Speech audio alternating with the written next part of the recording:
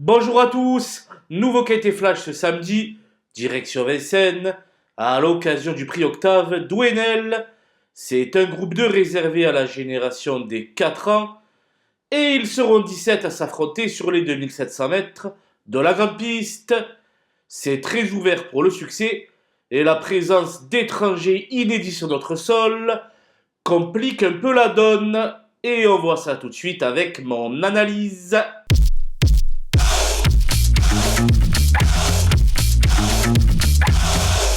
Allez, on attaque avec les bases, et je vais reprendre la ligne du 16 novembre à Laval, où le 11 Carlito et le 4 Canto Avis se sont livrés à une lutte acharnée pour l'obtention du premier accessite.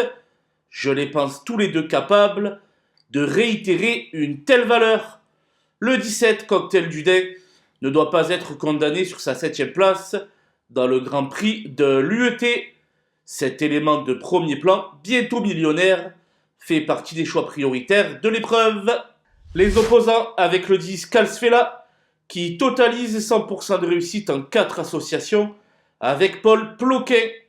Comme il vient de pulvériser son record lors de sa dernière victoire, obligé d'y croire. Le 8 Kinan de Joude a désormais 2 parcours dans les jambes et sera présenté dans une nouvelle configuration de ferrure. J'attends donc du mieux de sa part. Le 6 Jazzman s'est imposé à la manière des forts lors de sa dernière tentative. Cela sera sans doute compliqué de vaincre à nouveau, mais sur sa lancée, les places sont bonnes à prendre. Le 9 Kamehameha a couru en net progrès dans le prix de Chenonceau. Il est à suivre de près pour une place en bout de combinaison.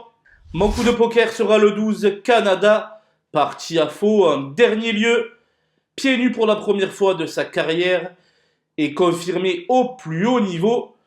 Il ne doit surtout pas être laissé de côté. Les outsiders avec le 14 Xar seulement plaqué des intérieurs. Il peut ambitionner la 5e, voire la 4e place, mais à mon sens, pas mieux. Viennent ensuite les 2 élèves de Sabine Cashbrandt, le 16 Killmister et l'As Frank SH, ainsi qu'un autre Scandinave, le 2 Baron Tilly, tous les 3 inédits sur notre sol. Difficile donc de prédire avec certitude quel sera leur comportement. Enfin, le 7 Caviarissime reste sur une bonne 3e place derrière Jazzman. Avec un parcours limpide, il peut s'emparer d'un petit chèque. Le lauréat du critérium des 4 ans, le 15 Keep Going, restera ferré.